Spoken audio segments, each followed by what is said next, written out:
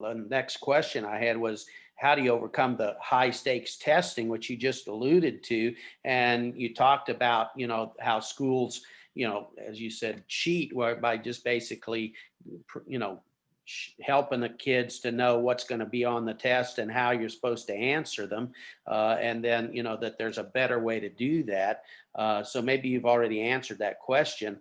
But here's a follow-up question. Is this commonly used testing process that schools, is driven by the states and even the federal government to some extent, this testing, is it really reflective of a program's quality? I mean, I think that's what is assumed, but I think I'm hearing you say quite to the contrary.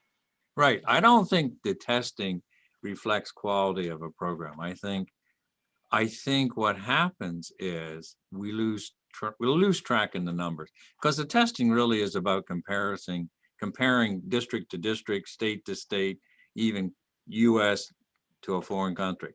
It's Yeah. about it's something, I hate to say it, Mel, I don't want to be offensive, but that's what politicians want to see. They want to see those numbers so that they can qualify things. Now, testing is good if I can show what I call added value or growth. So if Melvin takes the test in 8th grade and he takes a similar test in 10th grade, if I can see growth in Melvin, then that test was positive because I'm measuring something. But test data should be done and looked at as an individual to individual, not to group, because if you break out your subgroups, in a school, you have a range of students. Yeah. And so the schools that score poorly say, well, we have a lot of special ed kids, we have a lot of, they make all kinds of excuses. But if I can take that data and look at it kid by kid and share it with the parents and show growth, hey, that's a positive thing. Because Right. what we are doing in education, and people don't want to reduce it to this simplicity, is we're growing people. Yeah. We're growing people. That's Yeah. what we do. Being a teacher, the only more important job than being a teacher is being a parent, is growing a kid. Yeah. We want to grow them up so they can become productive members of our society and our community. And you can only do that individually. We have lost the individual.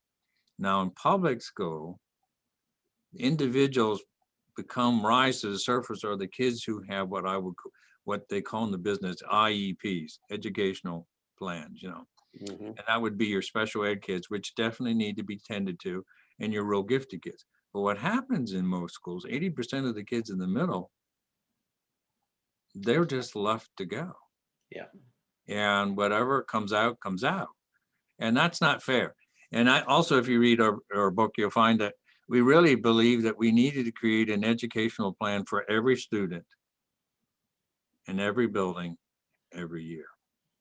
And that was critical to get kids thinking about where they want to go and that kind of stuff, and help them in that process. I don't know if that answers it, but I'm Yeah. not a big fan of high stakes tests. There we go.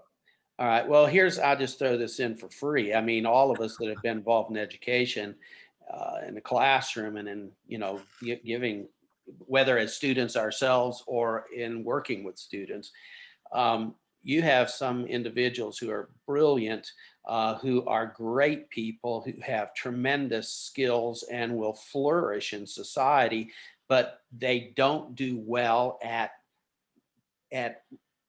testing, a test that's just where they've got to answer specific questions, or all the different forms of testing.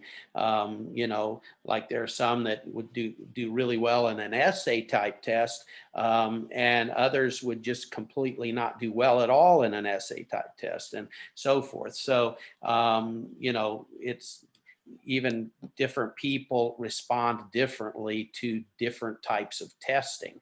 And so testing is not really the best model, especially when you're comparing people to people.